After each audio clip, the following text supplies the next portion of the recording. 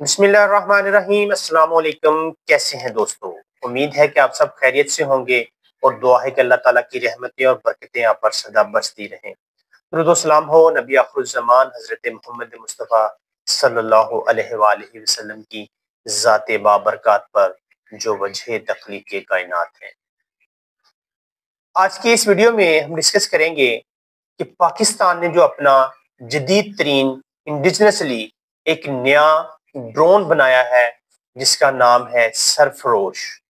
Sarfarosh drone को पाकिस्तान ने unveil कर दिया है। सरफरोश ड्रोन जो है ये एक कामाकाजी ड्रोन है और इसका जो सबसे कह लें कि प्राइमरी पर्पस है वो है नेवल जो एसेट्स हैं उनकी रखवाली करना। यानी आम लफ्जों में अगर हम कहें तो सरफरोश एक नेवल कामाकाजी ड्रोन है। कामाकाजी को अगर हम समझें, हमारी एक मुकम्मल से वीडियो कामाकाजी ड्रोन पर मौजूद है। अगर आप चाहें तो हमारे चैनल पर जाकर कामाकाजी ड्रोन की मुकम्मल वीडियो भी देख सकते हैं।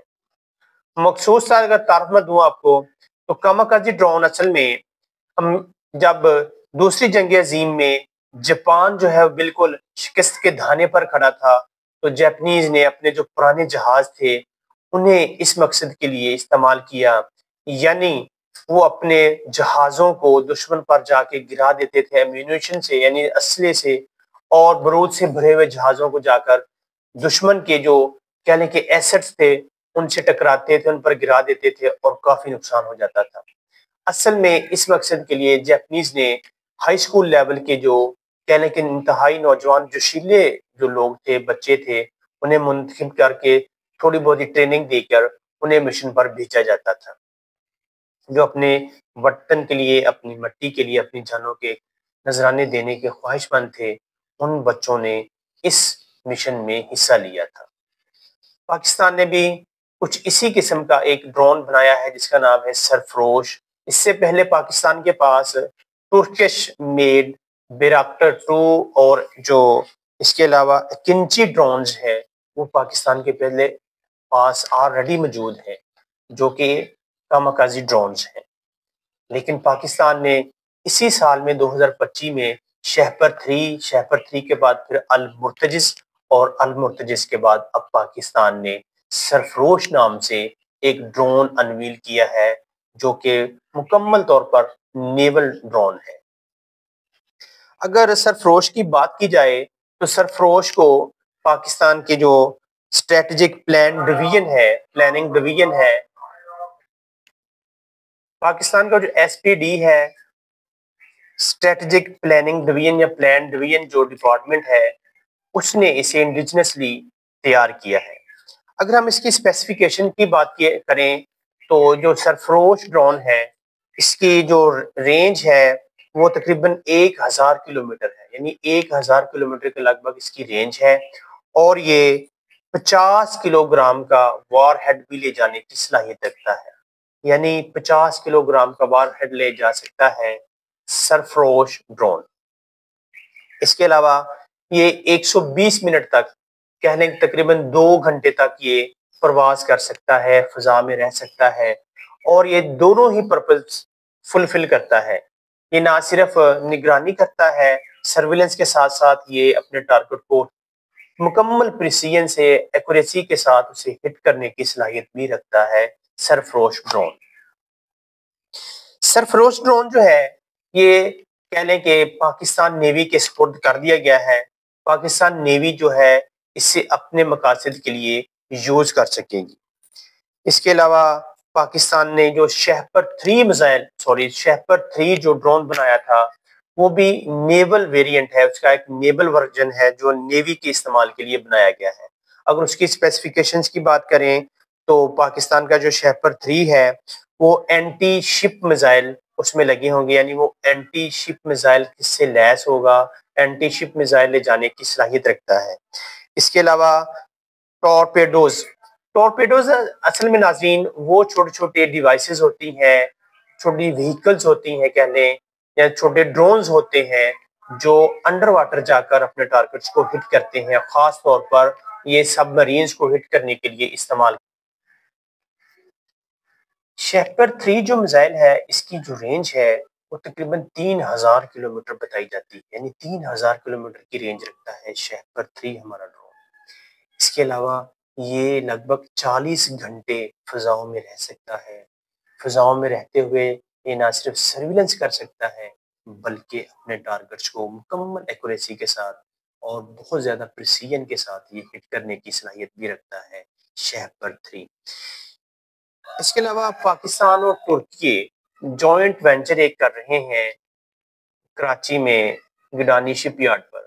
کراچی شپ یارڈ جو ہے اس پر پاکستان اور ترکی مل کر اپنی جناح کلاس فرگیٹس بنا رہے ہیں، جو کہ بالکل اپنے آخری مراحل میں ہے۔ جناح کلاس جو فرگیٹ ہوگی، اس کے جو پرپزز ہیں یا اس کے کہنے کے جو مقاصد ہیں، ان میں سب سے پرائمری مقصد یہ ہے کہ یہ اپنے جو انڈر دا واٹر ٹارگٹس ہیں یعنی آبدوزیں جو ہیں انہیں ہٹ کرنے کے لیے استعمال کی جاتی ہیں۔ اس کے علاوہ ایئر میں بھی یہ اپنے ٹارگٹس کو ہٹ کر سکتی ہیں، اور سرفیس ابو دا سرفیس یعنی سمندری سطح پر اگر کوئی جہاز یا کوئی ایسی چیز آبجیکٹ اسے نظر آتا ہے جو کہ دشمن کی طرف سے آ رہا ہے تو اس کو بھی ہٹ کرنے کی صلاحیت رکھتی ہے جناح کلاس فرگیٹ۔ لیکن ابھی یہ پاکستان اور ترکی کے جوائنٹ وینچر جو ہے ابھی اپنے تکمیل کے آخری مراحل میں ہے، یعنی یہ بھی آنے والے دنوں میں پاکستان نیوی کے سپورٹ کر دیا جائے گا۔ اس سے پہلے جیسے کہ ہم نے کل بھی آپ کو ویڈیو میں بتایا تھا کہ پاکستان نیوی کو ترکی کی طرف سے تگرل سیریز کے جو بہترین اور اعلیٰ کلاس کے یعنی کہ شپس ملے ہیں، وہ پاکستان نیوی کی طاقت میں اضافہ کرنے کی طرف ایک بہت بڑا اہم قدم ہے، اہم اقدام ہے۔ پاکستان جو ہے وہ نہ صرف اپنی ایئر فورس کی جو صلاحیتیں ہیں، پیشہ ورانہ صلاحیتیں ہیں، ان میں دن بدن اضافہ کرتا جا رہا ہے، بلکہ اب پاکستان کا اگلا جو ہدف ہے وہ اپنی نیوی کو مزید مضبوط کرنا ہے۔ کل بھی ہم نے ڈسکس کیا تھا کہ پاکستان کی نیوی وہ کہ انڈین نیوی سے بہت کم ہے، تعداد کے لحاظ سے پاکستان کی نیوی تقریباً 30,000 ایکٹیو پرسنلز پر مشتمل ہے، جبکہ 5,000 اس میں ریزروز ہیں۔ اسی طرح اگر بات کی جائے انڈین نیویز کی تو انڈین نیوی لگ بھگ 70,000 ایکٹیو جو ان کے پاس ٹروپس ہیں، ایکٹیو پرسنلز ہیں، اس پر مشتمل ہے۔ یعنی پاکستان نیوی سے انڈین نیوی تقریباً لگ بھگ سائز میں 2 گنا سے بھی زیادہ ہے۔ اس کی یہ بھی وجہ ہے کہ پاکستان کی جو ساحلی پٹی ہے وہ تقریباً 750 کلومیٹر ہے، جبکہ انڈیا کی پٹی سے ڈبل سے بھی زیادہ ہے۔ اس لیے انڈیا کو اپنی فورس بھی زیادہ بڑھانا پڑتی ہے، اور اپنے جو دور دراز کے آئی لینڈس ہیں ان کی نگرانی کے لیے بھی انڈین نیوی کی انہیں ضرورت پڑتی ہے، اس لیے اس کا سائز بڑا ہے۔ جبکہ اگر کل ہم نے بات کی تھی کہ انڈین اور پاکستان کی جو نیوی ہے ان کے پاس ایسٹس کی بات کی جائے تو اس میں بھی واضح فرق ہمیں معلوم ہوا تھا کہ انڈین نیوی کے ایسٹس جو ہے وہ بہت زیادہ ہیں۔ ان کے پاس 2 ایئر کرافٹ کیریئرز بھی ہیں، جبکہ پاکستان کے پاس ایئر کرافٹ کیریئر نہیں ہے۔ تو اگر کوئی ایسا واقعہ آتا ہے، اگر انڈیا کوشش کرتا ہے سندور 2.0 کی 2.0 کو لانچ کرنے کی، تو ہو سکتا ہے کہ اس بار ایئر فورس کی بجائے پاکستان نیوی کا ٹیسٹ ہو اور وہ اپنے ٹیسٹ کو پر پورا کرنے کے لیے تیار کھڑے ہیں۔